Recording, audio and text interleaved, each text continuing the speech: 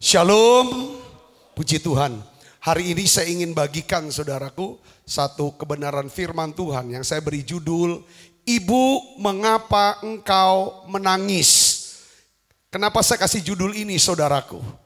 Ya, waktu saya baca ulang lagi. Kalau minggu kemarin kita bahas Yohanes pasal 21. Dan hari Minggu ini saya ingin ajak saudara untuk melihat Yohanes pasal 20. Saudaraku, ya. Di sini ini adalah perkataan yang diucapkan oleh Maria kepada malaikat Tuhan. Dan juga kalimat yang sama diucapkan oleh Yesus, saudara. Kepada siapa? Kepada Maria Magdalena. Yang datang, saudaraku yang kasih Kristus. Pagi-pagi benar pada hari Paskah, saudara. Dia pergi ke kubur Yesus, saudaraku.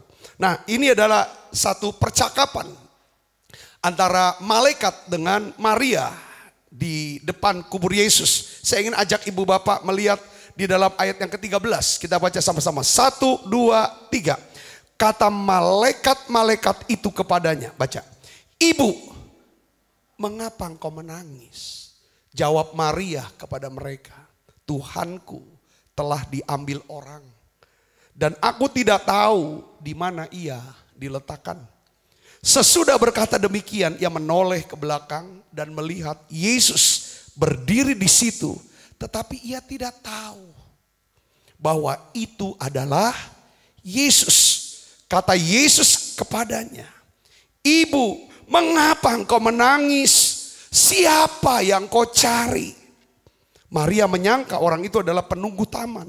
Lalu ia berkata kepadanya, Tuhan, jikalau Tuhan yang mengambil dia, katakanlah kepadaku, di mana Tuhan meletakkan dia supaya aku dapat mengambilnya. Kita melompat ayat 18. Saudaraku, akhirnya Maria sadar.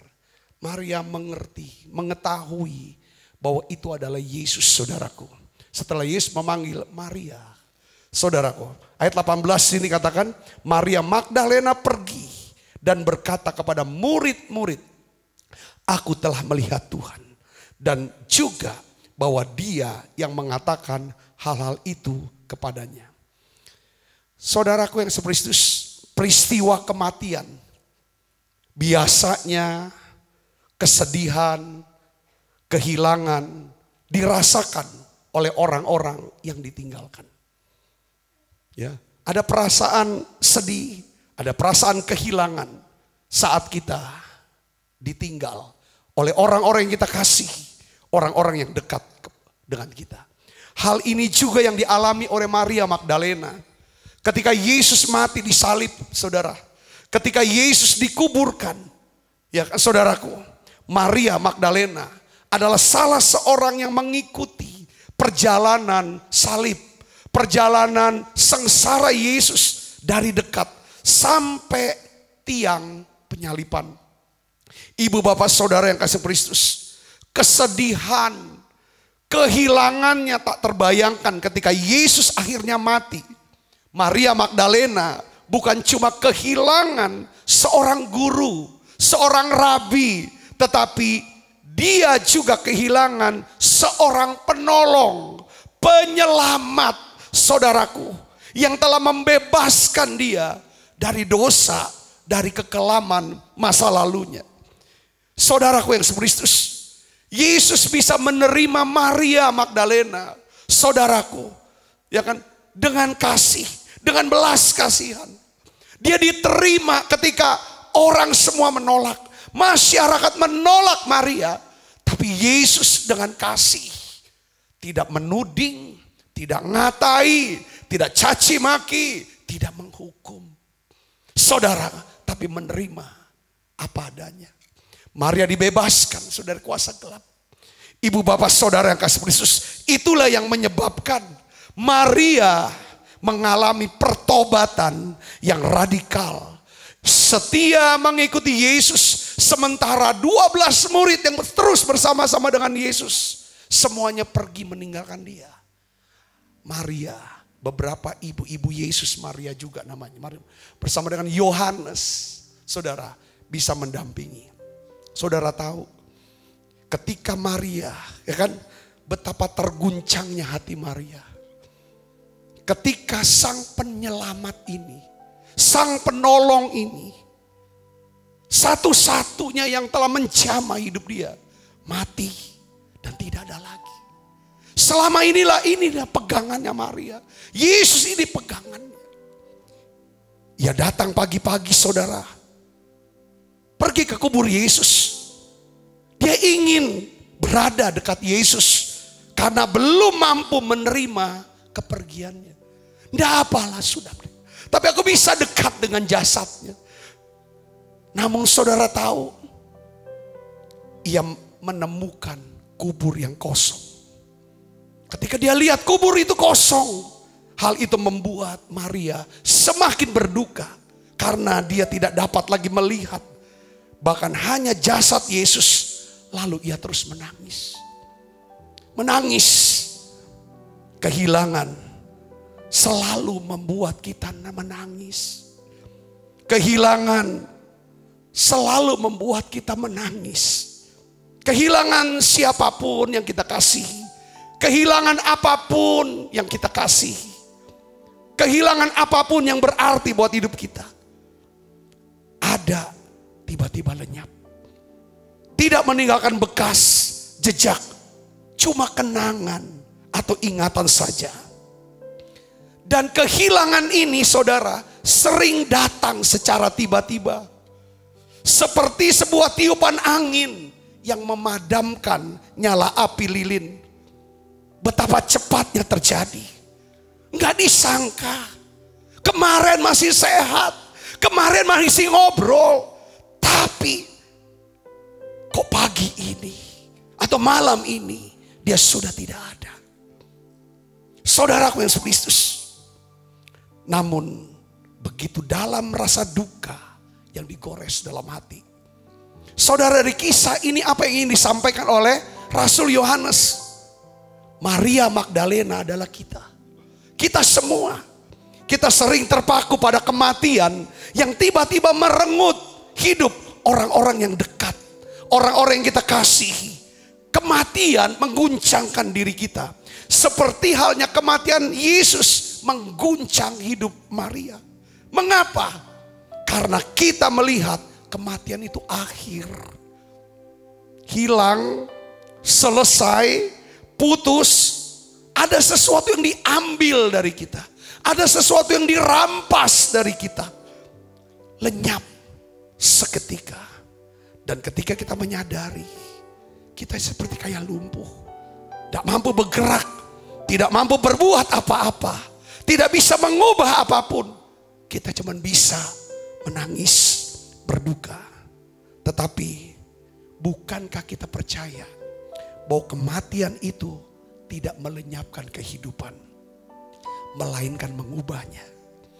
Dan jika Allah mengubah sesuatu, pasti Allah akan membuatnya menjadi lebih baik. Yang percaya katakan amin. Yohanes 11 ayat 25, 26 katakan, di depan kubur, aku, Yesus berkata, jawab Yesus kepada Marta, akulah kebangkitan dan hidup.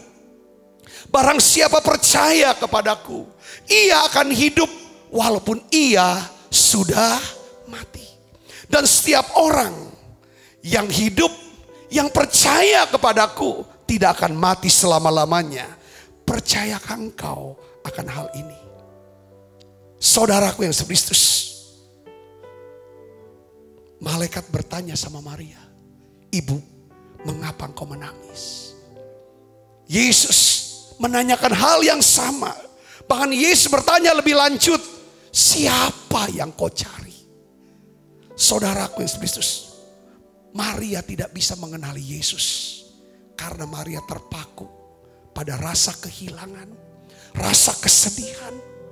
Sama seperti kita juga, ketika kita terpaku pada kehilangan seseorang, kita tidak akan mampu melihat bahwa kematian mengubah kehidupan, bukan melenyapkan. Waktu seseorang jantungnya berhenti berdetak, waktu seseorang tutup mata, lalu dia sempat berpindah dari dunia yang sementara kepada kehidupan yang kekal. Dia buka mata, dia lihat Tuhan. Yang mengerti dan percaya katakan amin. Yang percaya katakan amin. Ibu bapak saudara yang kasih Kristus, kita tidak akan mampu menemukan Yesus yang bangkit dari kematian kalau kita terus menerus tenggelam dalam duka cita. Pesan hari ini saya ingin bagikan kepada kita, bahwa roh duka cita, trouble spirit, ini adalah roh yang pernah menguasai seorang raja Israel yang pertama. Yang bernama siapa? Saul. Saudaraku, trouble spirit ini yang merampas sukacita daripada Saul.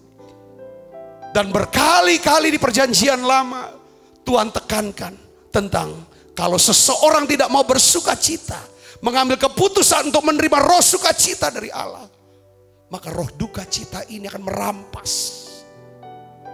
Saudara, rohani, jasmani, segala yang kita punya, kita lihat ujung daripada hidup Saul yang pelihara daripada roh duka cita. Bukan cuma kehilangan sukacita, bukan cuma kehilangan kebahagiaan, dia kehilangan tahtanya, jabatannya sebagai raja, kehilangan nyawanya, kehilangan anak-anak, semuanya, kehilangan semuanya.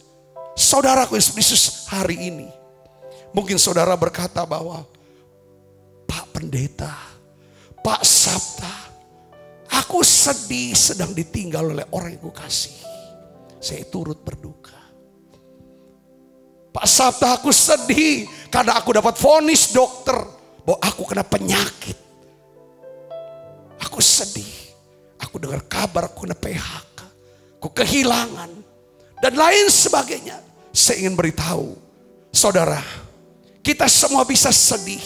Kita semua bisa lemah. Kita semua bisa gagal. Semua kita bisa mengalami kehilangan apapun. Saudara, orang yang kita kasihi, mungkin itu pekerjaan, itu bisnis, apapun semua. Mungkin kesehatan, harga, semua bisa hilang. Dan membuat kita jadi sedih. Tapi hari ini pesan Tuhan dalam ibadah awal tahun ini. Awal bulan Februari. Saudara-saudara harus bangkit dan pulih. Jangan simpan duka cita. Jangan pelihara itu. Saudaraku, karena ini kita sedang memberikan kesempatan buat musuh. Duka cita ini membuat kita jadi orang yang sensitif, orang yang lemah. Saudaraku, mudah marah, mudah sakit hati, mudah pahit. Kalau kita hidup dalam duka cita, roh duka cita, saudaraku, bahkan imun sistem kita akan menurun. Berkat Tuhan tidak bisa dicurahkan atas hidup kita. Pertanyaannya adalah bagaimana kita bisa mengalami penghiburan dan pemulihan dari Tuhan. Sederhana sekali saudara. Yang pertama adalah kita harus mencari Tuhan Yesus. Saudara harus mencari Tuhan Yesus. Katakan amin. Seperti Maria Magdalena. Walaupun dia sedih, dia berduka. Saudaraku, dia tahu Yesus sudah mati dan dikuburkan. Tapi dia tetap pergi dan cari Yesus. Saudaraku, dan dia berjumpa dengan Tuhan. Dia melihat, dia saksi. Pertama, saksi daripada apa? Kebangkitan Yesus. Mengalahkan kuasa maut, kuasa kematian. Dia saksi. Lalu dia beritahu kepada murid yang lain, saudaraku, aku melihat Yesus yang sudah hidup. Ibu bapak saudaraku, Tuhan bisa pakai duka cita kita, saudara, untuk menguatkan orang-orang yang sedang berduka cita. Kalau saudara pulih dari duka cita, saudara bisa pulih dari duka cita ini kalau saudara dan saya pergi mencari Tuhan Yesus. Katakan amin saudaraku. Katakan amin. Siapa yang saudara cari? Kalau lagi berduka, siapa yang saudara cari? Jangan cari alkohol, jangan cari narkoba, jangan cari yang jalan yang lain. Cari Tuhan Yesus. Mari kepadaku kamu yang letih lesu dan berbeban berat, aku akan berikan kelegaan padamu. Kalau saudara lagi susah, lagi sedih, khawatir, takut, cepat berhenti doa. Tuhan, aku takut, Tuhan, aku sedih, Tuhan, aku malu. Aku khawatir Tuhan. Nangislah di hadapan hadirat Tuhan. Dia akan hapus air mata kita. Katakan amin saudara. Dia ganti dengan damai sejahtera. Dia akan berikan kelegaan. Di Alkitab saudara, di dalam 2 Tawarik pasal 20 ayat 2 sampai 4. Itu ada satu kisah di mana Raja Yehuda, Raja Yosafat dikepung oleh 3 bangsa besar. Saudaraku, 3 bangsa besar. Satu jumlah yang tidak seimbang.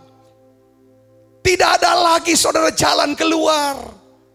Bahwa Yosafat berpikir itulah hari daripada kematiannya. Saya tahu itu. Makanya Alkitab bilang saudaraku, Yosafat menjadi apa? Takut. Saudaraku, Yosafat menjadi takut, lalu apa yang dia buat? Waktu dia takut, Yosafat ambil keputusan. Baca sama-sama dengan saya. Untuk apa? Mencari Tuhan. Waktu saudara takut, waktu saudara sedih, saya tidak bosan-bosan menasehati. Seperti itulah yang saya lakukan.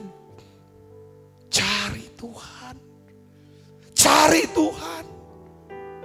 Kalau saudara kenal Yesus, Tuhan yang mengasihi kita, kita tidak sungkan. Kita tidak sungkan. Tidak malu untuk datang kepada Dia minta tolong. Tuhan. Makanya tadi lagu ini nyentuh saya. Yesus, padamu ku berseru, Kaulah penyelamatku, terpujilah Kau Tuhanku. Mulutku memuji namamu sepanjang umur hidupku, terpujilah Kau Tuhanku di atas segalanya. Sekali lagi saudara buka suaranya, katakan Yesus, padamu ku berseru, Kaulah penyelamatku, terpujilah Kau Tuhanku. Mulutku memuji namamu sepanjang umur hidupku, terpujilah Kau Tuhanku di atas segalanya. Saudara lihat di sini bagaimana caranya saudara Yosafat cari Tuhan. Alkitab katakan di sini saudaraku, ia menyerukan kepada seluruh Yehuda supaya apa? Berpuasa. Untuk fokus. Berpuasa. Dan Yehuda berkumpul untuk meminta pertolongan daripada Tuhan. Mereka datang dari semua kota di Yehuda untuk mencari Tuhan. Kenapa enggak doa sendiri aja Yosafat? Kalau rame-rame berseru, rame-rame mencerit dalam kesatuan hati minta tolong, itu kuasanya lebih besar saudara.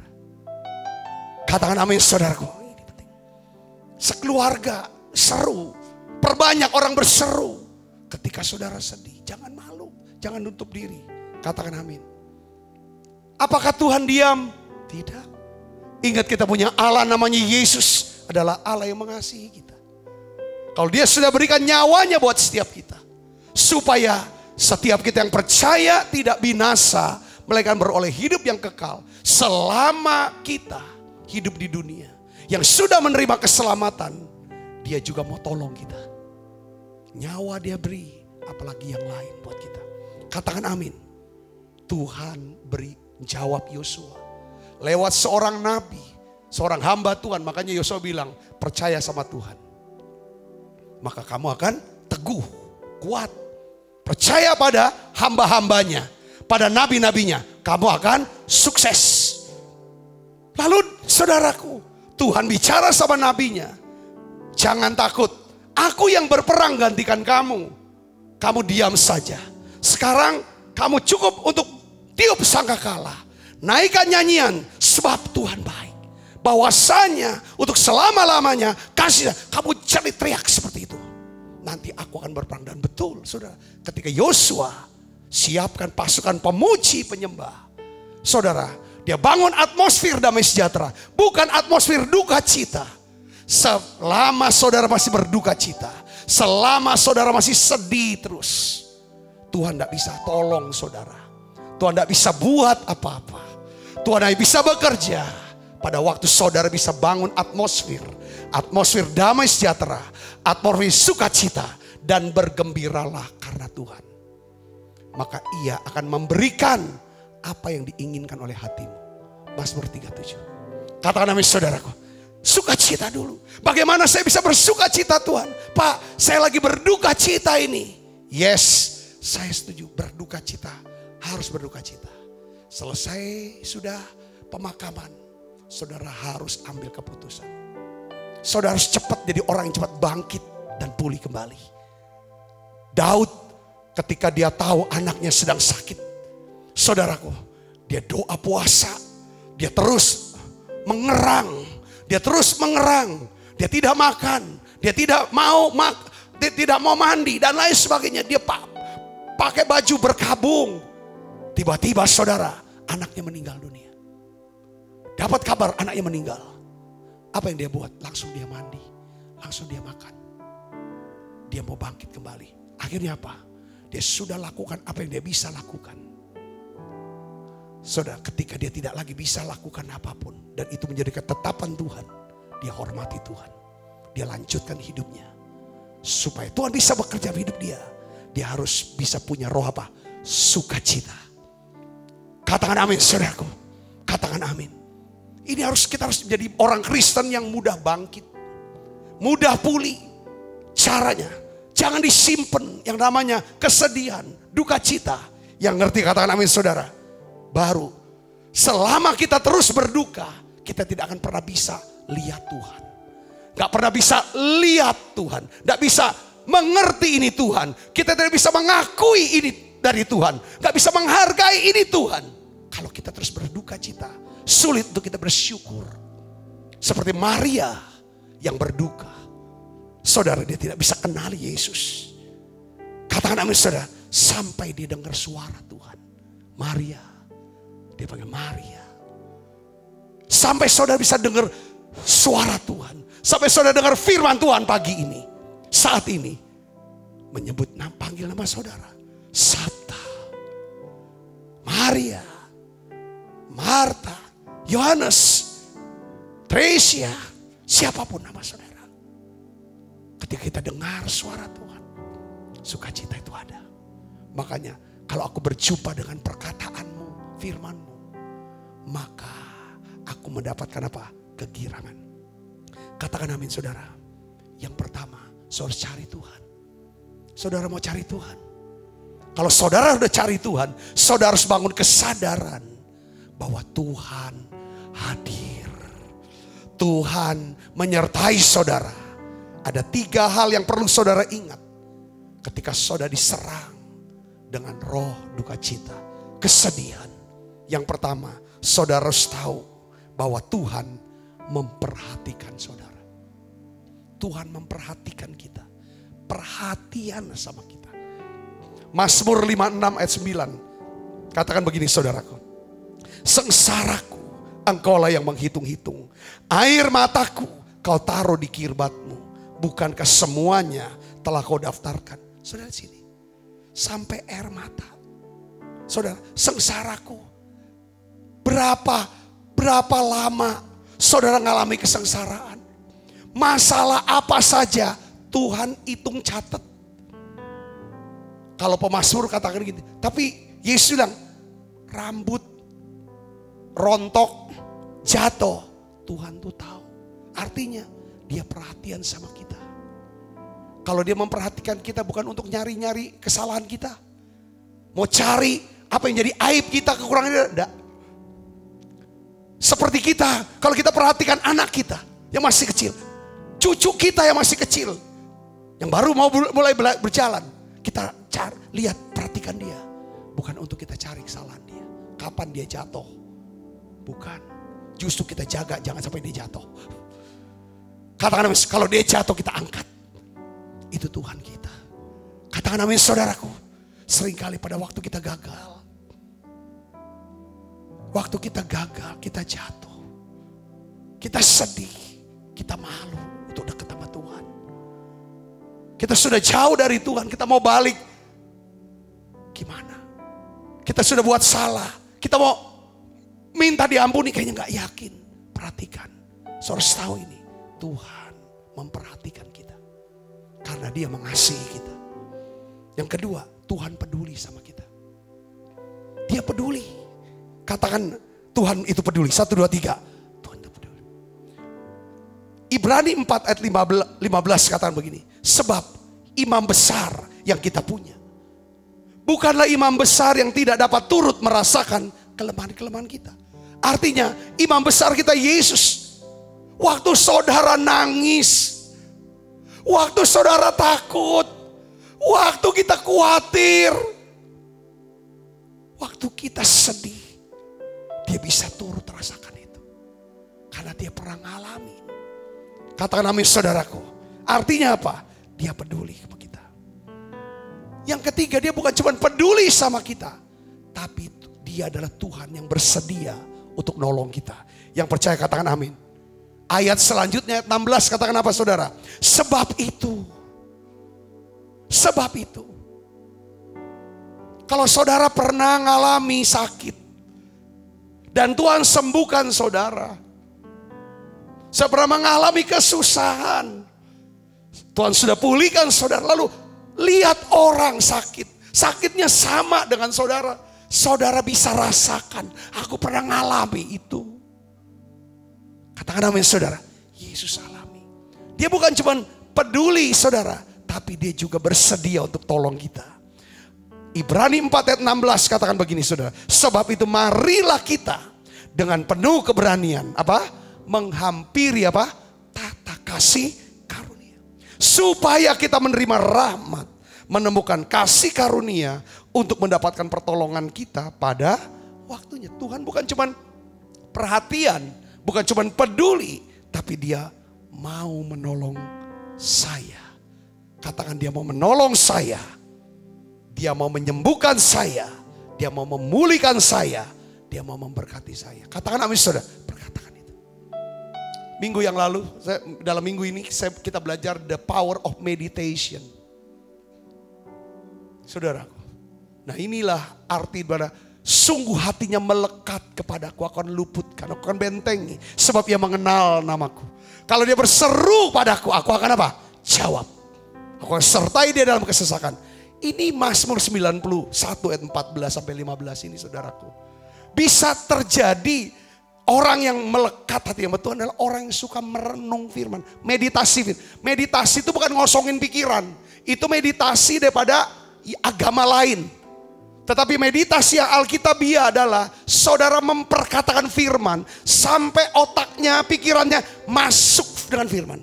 Kita masuki firman pikiran kita dengan cara memperkatakan firman. Sungguh hatinya, kalau aku melekat hatiku Tuhan, Tuhan akan luputkan aku. Tuhan akan lindungi aku. Tuhan akan bentengi aku. Kalau aku berseru, Dia jawab. Oh Dia jawab. Sekarang Yesus, padamu aku berseru Tuhan. Aku sedih, aku takut. Kuatkan saya, hibur saya, sembuhkan saya, tolong saya, berkati saya. Bulan ini saya bisa cukupi segala kebutuhan saya. Saya tidak tahu bagaimana caranya Tuhan, tapi padamu aku berseru. Tuhan kau janji firman-Mu kata. Ibu bapak bisa dapat di sini, katakan amin. Datang sama Dia. Ada beberapa orang yang terus mengalami penderitaan. Seolah-olah tidak pernah lepas dari kesusahan. Kenapa? Kok gak pernah mengalami kemenangan? Kenapa? Saudaraku Yesus Kristus. Ya, langkah pertama kita harus menyadari ada Tuhan yang beserta kita. Karena kita mencari Dia, lalu kita ada kesadaran ada Tuhan yang menyertai saya. Saudara bisa ngerti, katakan amin saudara. Saudara punya kesadaran bahwa Tuhan menyertai saudara hanya apabila saudara cari Tuhan. Oke? Sudah ngerti sini, katakan amin. Kalau Dia sertai kita, maka Dia memperhatikan kita. Dia peduli sama kita dan Dia bersedia untuk tolong. Tapi bagaimana caranya Dia bisa tolong? Saudara harus masuk ke dalam langkah yang kedua. Bukan cuma cari Tuhan, tapi saudara juga harus berusaha keras, sembuh, pulih Dari apa yang kedua? Luka-luka hati. Luka hati. Jujur saudara, setiap orang yang ditinggalkan orang yang dikasihi melalui kematian mungkin saudara ya, itu pasti ada rasa apa saudara? Ya pasti ada kehilangan dan kesedihan. Kehilangan kesedihan ini bercampur dengan rasa apa? Rasa bersalah. Kenapa aku gak obatin? Kenapa aku gak gini-gini? Rasa bersalah ke diri kita. Kita hajar terus, kita hantam, kita lukai terus diri kita dengan rasa bersalah, rasa menyesal, rasa malu, rasa tidak layak. Ini yang bermain siapa? Musuh ini. Itu luka penyebab. Saudara kehilangan pekerjaan di PHK, itu juga luka. Katakan amin saudara, terluka. Terluka yang mecat kita, yang PHK kita. Atau ada sebab lain. Banyak hal luka. Mungkin tiba-tiba dengar kena vonis dokter, kamu sakit ini. Kita bisa terluka. Luka sama siapa? Kita marah sama Tuhan. Kenapalah Tuhan? Kok saya dikasih cobaan seperti penyakit ini? Kita marahi Tuhan. Apa memang Tuhan kejam, sekejam itu? Tidak, Tuhan mengasihi kita. Jangan sampai salah. Kalau kita mau lihat pertolongan Tuhan, kita harus berdamai dengan Tuhan. Katakan amin saudara. Hari ini saya ingin beritahu saudaraku, kita harus sembuh dan pulih dari luka kita. Yesaya 30 ayat 26. Banyak orang udah cari Tuhan. Saudara, sudah masuk hadirat, sudah lama. Tapi kenapa kok gak ada mujizat, belum ada pertolongannya? Coba cek. Saudara sembuh dari luka.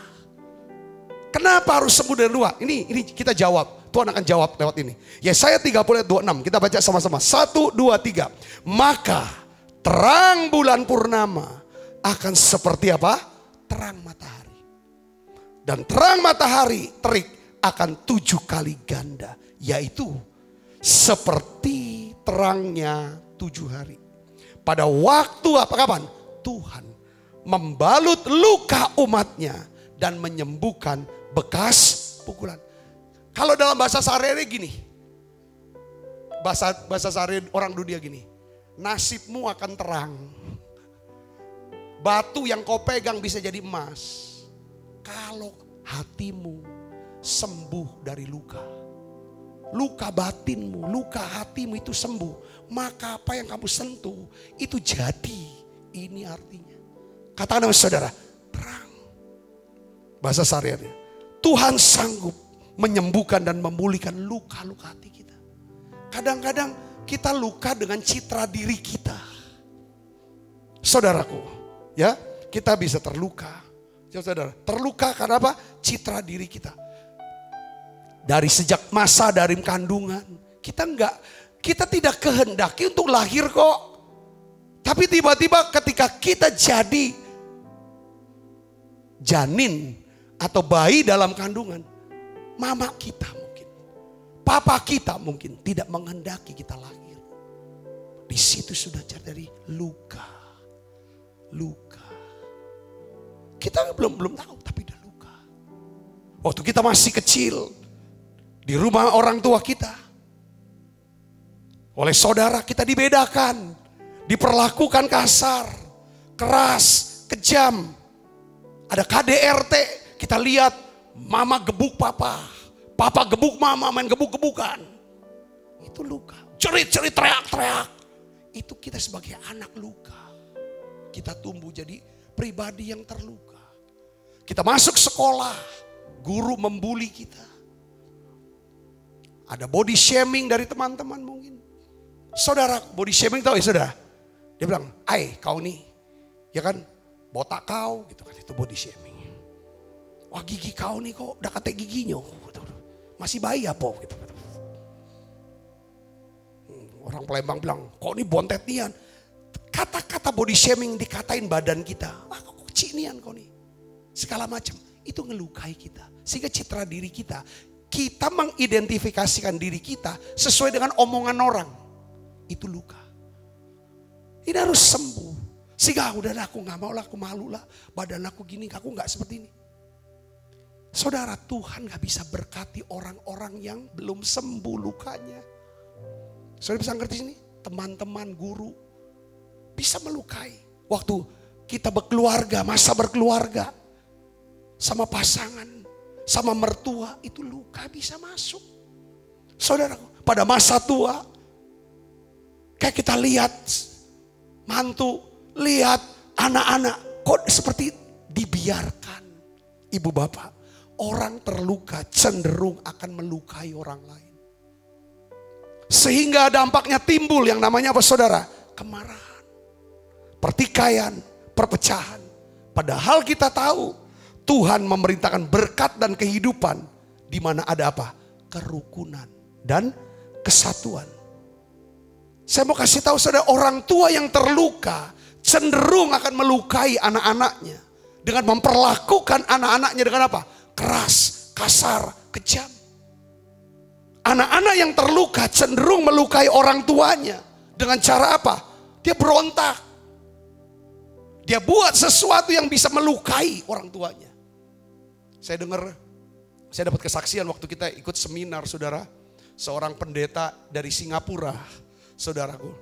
Dia bersaksi bahwa dia seorang pendeta yang dipakai Tuhan, gerejanya besar sekali di Singapura saudaraku. Dia punya anak perempuan, saudaraku. Dia cerita anak perempuannya memberontak sama dia. Pakai apa, atau dia tunjukin bahwa dia tuh mau nunjukin bahwa bikin malu daripada bapaknya sama mamanya. Dan rupanya kenapa anak ini terluka? Anak ini terluka karena saya, katanya dia pendeta ini bilang, dan istri kurang memperhatikan, kurang punya waktu, kurang ada kata-kata yang bisa menguatkan dan lain sebagainya. Padahal kami tidak menyakiti dia, tapi dia tersakiti ketika kita tidak berbuat apa yang dia inginkan. Yang seharusnya kami lakukan, kami tidak lakukan, itu pun terluka. Saudaraku Yesus, jadi anak bisa memberontak sama orang tua. Dia berlaku kurang sopan, tidak menghormati, tidak mempedulikan orang tua. Dampaknya apa saudara kalau udah kayak begini? Terjadi apa? Tidak ada blessing tuh anak ini. Saudara, dalam bukunya John Bevere mengungkapkan tentang bahwa luka-luka batin itu adalah umpan iblis. Ketika kita izinkan diri kita terluka, terus berduka cita, sedih, maka iblis sudah mendapatkan apa? Bukan cuma kesempatan, tapi juga apa? Keuntungan. Tadi kita sudah baca firman. Siapa yang bisa menyembuhkan luka? Tuhan. Bagaimana caranya Tuhan menyembuhkan luka kita? Caranya adalah bahwa apabila saudara dan saya bersedia mengampuni kesalahan diri kita sendiri. Kita harus bawa ke Tuhan. Datang, Tuhan Yesus, aku terluka. Aku punya rasa bersalah. Lalu saudara datang dan pegang firman. Jika aku mengaku segala dosa, kesalahan, kelemahan, kekuranganku. Engkau Allah setia dan adil. Kau akan ampuni aku. Dan akan menyucikan aku dari segala kejahatanku. 1 Yohanes 1 ayat 9. Aku percayakan firman-Mu ini Tuhan. Bebaskan diri saudara dari rasa bersalah. Dari rasa malu. Rasa terhukum. Saudara hajar. Jangan terus hajar. Berapa banyak saudara hantam terus, sakiti terus diri saudara. Kutuki terus diri saudara. Lalu saudara boleh menyerahkan Tuhan ketika saudara gagal. Berhenti itu. Katakan demi saudara. Kalau Tuhan sembuhkan kita, maka terang Tuhan akan terbit atas hidup kita. Yang percaya katakan demi saudara. Yang kedua, ampuni orang yang bersalah sama kita. Siapapun itu. Seringkali kita butuh yang namanya pengakuan mungkin orang tua kita. Yang sudah menolak kita. Tapi ketika orang tua tidak bicara itu. Saudara yang datang. Tuhan aku ampuni. Mungkin itu pada waktu masih kecil. Atau guru dan lain sebagainya. Saudara dan saya semua harus pulih. Saya sebagai anak kecil waktu itu. Umur 10 tahun. Ketika ditinggal oleh mama, saudaraku. Ini ada cici saya, ada kakak saya juga ikut ibadah di sini. Dia saksi saudaraku. Semua nangis, masih ada fotonya. saudara, kami dapatkan. Saya tidak bisa nangis. Kenapa kok saya tidak bisa nangis? Saya sangat dekat, saya merasa dekat dengan mama saya. Begitu rasa saking dekatnya, banyak sekali kata-kata, mama kan ini, amin, dia janji. Tiba-tiba dia meninggal. Begitu cepat, mendadak, saudaraku, jatuh di kamar mandi, ada saya di situ. Saudara, lalu tidak sadar 3 hari kemudian meninggal. Saya tidak bisa nangis karena apa? Di sini luka. Luka marah. Ketika lihat anak-anak kecil, anak-anak teman saya pergi sekolah diantar mamanya, pulang dijemput. Aku sendiri marah di sini. Saudaraku, saya ingin beritahu kepada saudaraku, jangan simpan rasa duka cita. Mungkin saudara berduka karena kehilangan orang yang saudara kasihi. Tapi hari ini harus ambil keputusan untuk apa? Berbahagia. Jangan cuma fokus kepada yang sudah meninggal, yang sudah pergi. Dia sudah bersama dengan Tuhan di sorga. Biarlah kita mau menaruh perhatian kepada orang-orang yang masih bersama-sama dengan kita. Katakan amin. Mungkin saudara berduka karena kehilangan sesuatu yang berharga dalam hidup saudara. Sedih. Coba saudara melihat, hargai dukungan keluarga, sahabat, orang-orang. Ucapkan terima kasih. Bangun rasa syukur kepada Tuhan. Itu akan menyembuhkan tiap luka kita. Saya ingin beritahu, kalau luka kita sembuh, maka terang Tuhan akan terbit. Kalau terang Tuhan akan terbit, Yesaya 60 katakan, ayat 1 sampai 5. Apa yang terjadi saudaraku? Kalau luka kita sembuh, Yesaya 60 ayat 1 sampai 5 katakan begini. Bangkitlah, jadi teranglah, terangmu datang. Kemuliaan Allah terbit atasmu. Sebab sesungguhnya kegelapan menutupi bumi. Kekelaman menutupi bangsa-bangsa. Tetapi terang Tuhan terbit atasmu. Kemuliaan yang menjadi nyata atasmu. Bangsa-bangsa berduyun-duyun datang kepada terangmu. Raja-raja kepada cahaya yang terbit bagimu. Angkatlah mukamu dan lihatlah ke seliling. Mereka semua datang berimpun kepadamu. Anak-anakmu laki-laki datang dari jauh. Dan anak-anakmu perempuan digendong. Pada waktu itu engkau akan heran melihat, berseri-seri, engkau akan tercengang dan akan berbesar hati. Sebab apa? Kelimpahan dari seberang laut akan beralih kepadamu. Dan kekayaan bangsa-bangsa akan datang kepadamu. Beri kemuliaan buat Yesus. Kalau luka saudara sembuh, luka kita sembuh, saudara, dan pulih, terang Tuhan akan terbit. Kalau terang Tuhan akan terbit dalam hidup kita, artinya apa saudara? Tuhan, kita akan mengalami pemulihan dan hidup yang berkelimpahan. Ada terang dalam hidup kita. Ada hikmat. Ada tuntunan Tuhan. Kita tahu apa yang harus kita buat. Apa yang harus kita katakan. Yang ngerti katakan amin saudara. Hasil lainnya apa? Kita memiliki pengaruh. Dampak terhadap kehidupan banyak orang. Saya bersyukur sama Tuhan. Tuhan pulihkan luka hati saya. Dari sejak kecil banyak luka. Sejak kecil ditinggal. Masa sekolah dibully. Bulinya saya bukan cuma body shaming. Bully tapi juga ras. Ras karena saya sekolah negeri. Saudaraku itu udah ras. Udah ngomong dan lain sebagainya. Banyak luka. Kegagalan demi kegagalan dalam hidup saya. Ngalami luka. Saudaraku masuk dalam pekerjaan, mengalami luka. Semua, tapi satu yang saya melihat, ketika Tuhan sembuhkan luka saya, terang Tuhan terbit. Ada hikmat, ada pengertian, ada pewahyuan, ada urapan, ada kuasa yang saya tidak duga bahwa lewat badan ini banyak orang bisa kenal Tuhan. Lewat badan ini. Banyak orang bisa diselamatkan lewat badan ini. Tuhan bisa pakai. Orang-orang sakit bisa disembuhkan. Bahkan sampai hari ini. Itu dimulai dari apa? Ketika luka di sini sembuh. sembuh.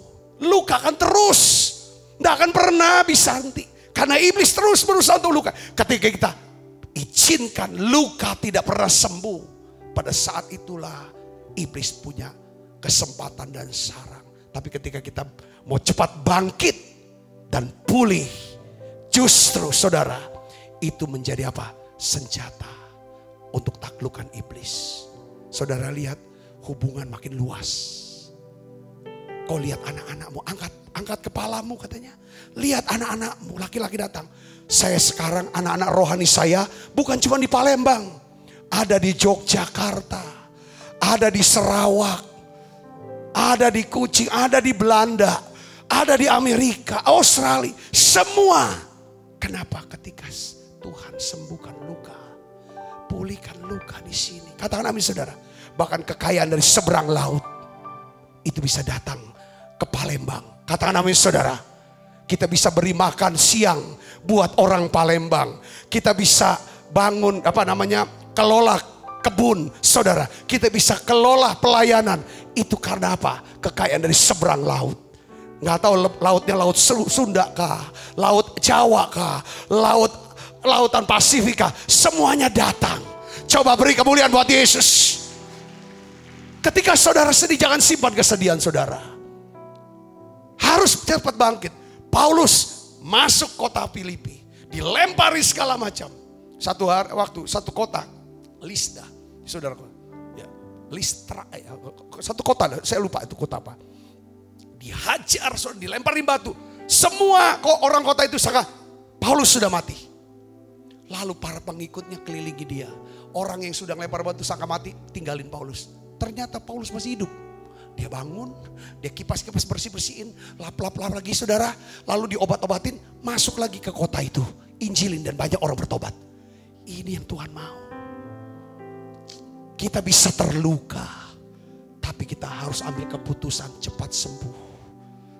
Katakan amin saudara, cepat sembuh.